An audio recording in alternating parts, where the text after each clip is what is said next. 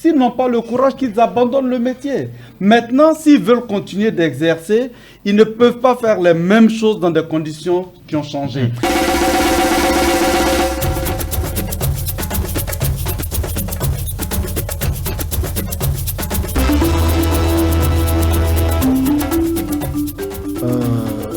Le problème de la liberté d'expression ne se pose pas. Mais aujourd'hui comme hier, et comme ça sera le cas demain, ici au Burkina ou ailleurs, il s'agira de savoir assumer ce qu'on a exprimé. Et on ne peut pas dire que dès lors qu'on s'est constitué média, on n'a plus de contraintes.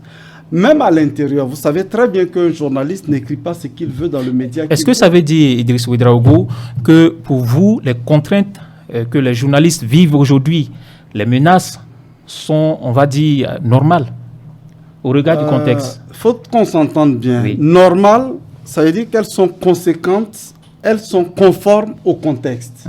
Tout le monde, même quand vous écoutez les journalistes, ils disent et ils reconnaissent que le contexte a changé et ils se posent à eux-mêmes, avant même qu'il y ait un jugement, un procès ou une menace, eux-mêmes, et c'est dans la marche normale des choses. Quel est le rôle d'un rédacteur en chef, d'un directeur de publication? C'est de vérifier l'information traitée par le rédacteur.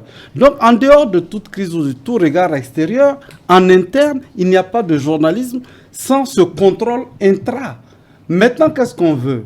Est-ce qu'on veut dire qu'à cause de la crise sécuritaire, même ce que les journalistes s'imposaient comme obligation auparavant, on doit le sauter?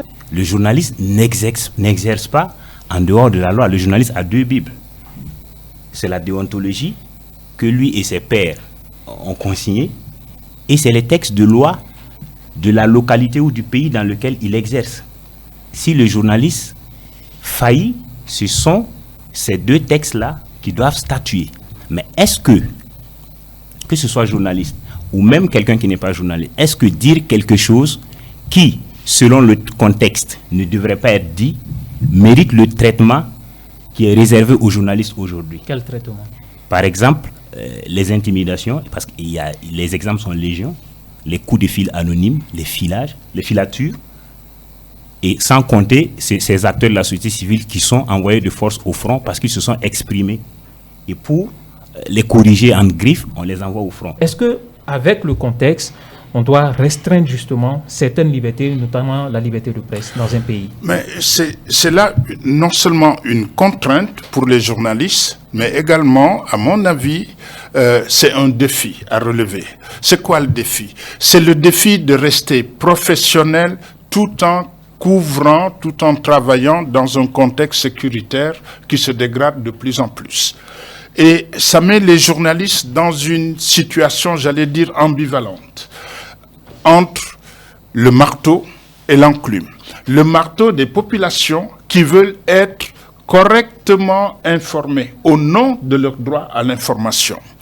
Et l'enclume des autorités qui demandent aux médias de faire preuve de compréhension, de ne pas brûler le pays, d'éviter certaines informations, de ne pas gêner les opérations militaires sur le théâtre des opérations, par exemple. Et donc, on leur demande pratiquement de pratiquer la censure ou l'autocensure.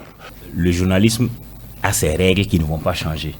Mais la pratique s'adapte au contexte. Ça, on est d'accord. Mais comment on adapte? On adapte, par exemple, en décidant de ne pas traiter les sujets qui peuvent vous amener à arrêter de faire le journalisme. Moi, c'est une façon de s'adapter.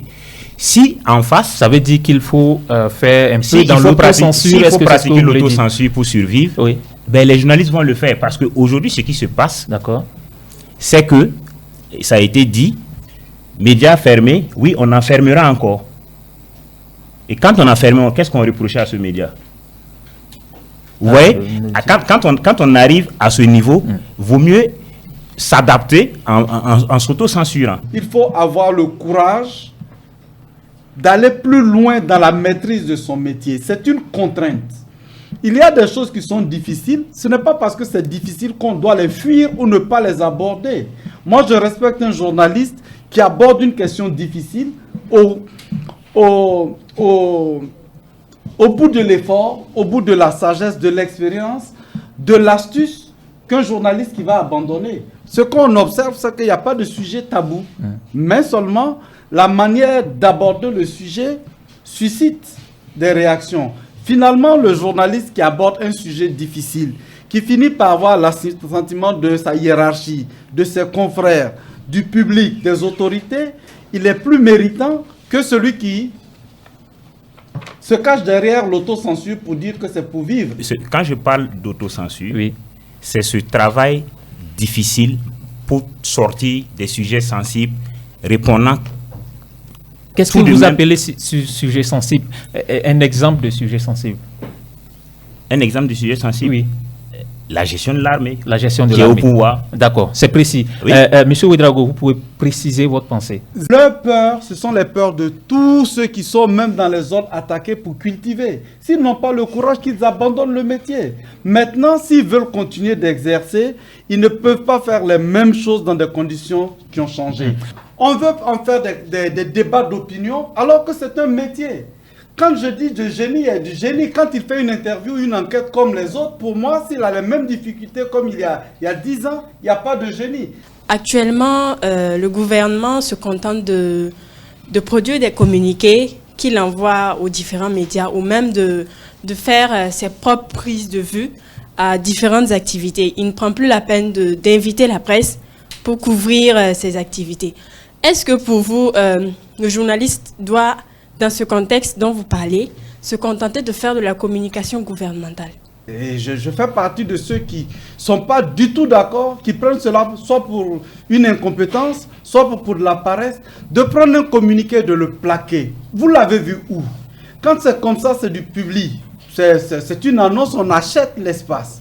Lorsque c'est un communiqué, ça aboutit sur le desk. Vous en faites ce que vous voulez, selon votre ligne éditoriale, selon le traitement que vous voulez. Ça peut être une analyse, mais vous n'êtes jamais contraint de le diffuser. Sauf si vous adressez une facture, et c'est ce qu'ils disent qui se produit là-bas. Si on ne le fait pas, on travestit la profession.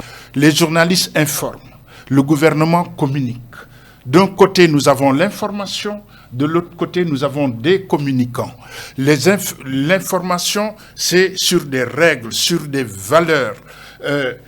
Les communicants, c'est pour gagner la bataille de l'opinion publique. Et bien évidemment, il arrive, et c'est ce que nous voyons depuis le début de cette séance, que les intérêts se heurtent.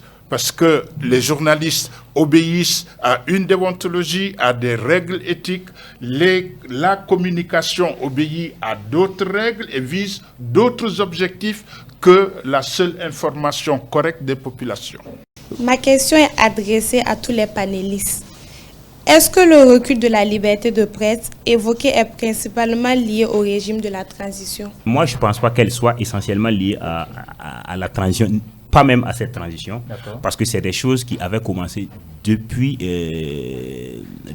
un certain nombre d'années, avec notamment l'avènement de la crise sécuritaire, avec le changement qui s'est opéré au niveau des textes de loi concernant la couverture du terrorisme et tout ça. Donc c'est à partir de ce point que les choses ont démarré. Elle est peut-être exacerbée avec cette transition, mais ce n'est pas le point de départ qui est cette transition. Je suis un journaliste, je suis dans un contexte politique, sécuritaire assez fragile.